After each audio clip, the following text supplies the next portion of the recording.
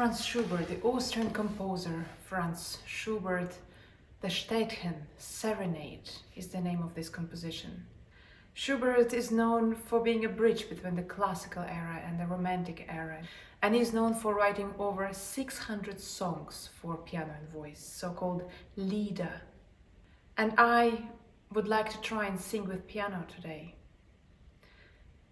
We as pianists, as instrumentalists, are often advised to learn from singers, from actors, to learn how to use the language, the speech, how to phrase, how to have a diction, how to be able to communicate.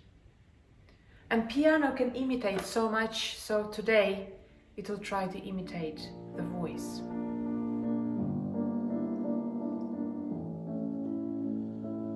Leise fliehen meine Lieder durch die Nacht zu dir.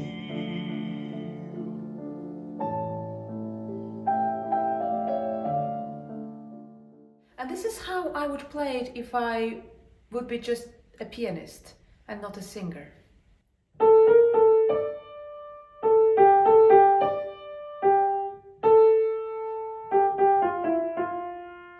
So it's very automatic, it's very mechanical.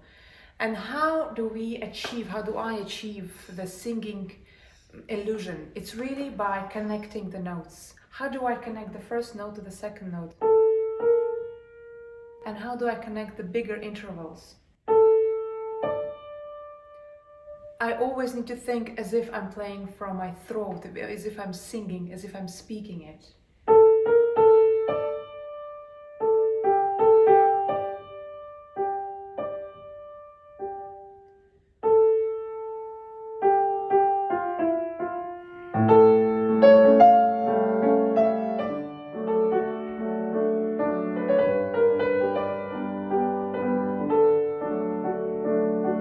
Difficulty here is not to overdo it. So if I will be playing,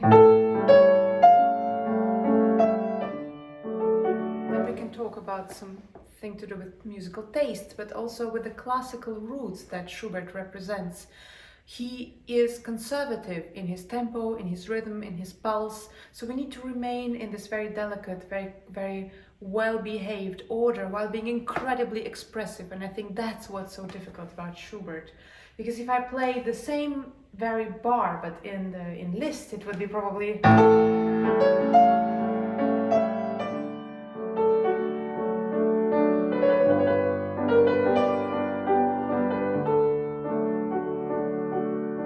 it would be all right. It would be still stylistically correct for Liszt. But for Schubert, I can't. I have to remain faithful to his style, and that makes it so difficult. So while my right hand has to be expressive, I can't play too much with rubato, the freedom, or the changes of the tempo. I have to be a good girl. It's difficult. I can do it, obviously. So,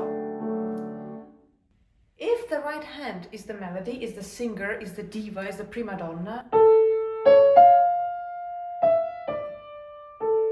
then the left hand is this accompanist who sits there and gives the harmony, the pulse, the rhythm, and those accompanists who are never thanked enough and who never noticed enough and who sometimes are not even mentioned on the program. So my left hand is this very hard-working accompanist.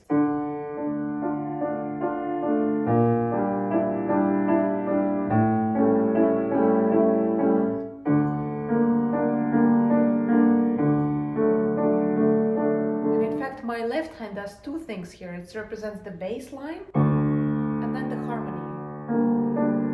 Bass and the harmony. Bass and the harmony. Bass and the harmony. So in fact, this very song, and like so many other classical music compositions, has the holy triangle in it, which is the bass, with the lower part of the register, the harmony. This is harmony,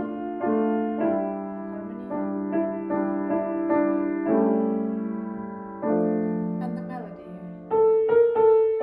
So let me me now show you how the holy triangle would be sounding if I take one of ingredients away. For example, if I take away the harmony, it would sound like this.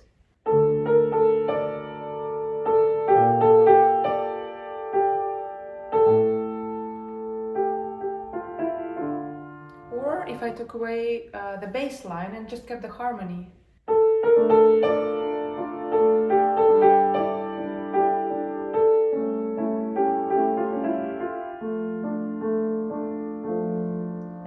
When the bass, the harmony and the melody are put together, the magic is there.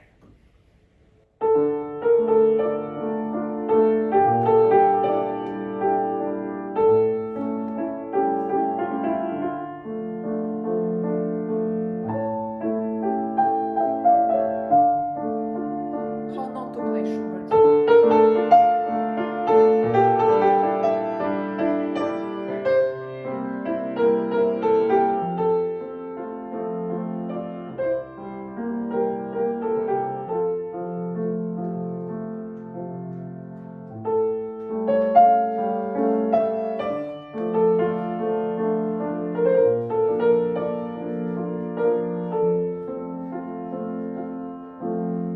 And just one last experiment. Imagine if I could not only sing with my right hand, but I could also say something with my right hand.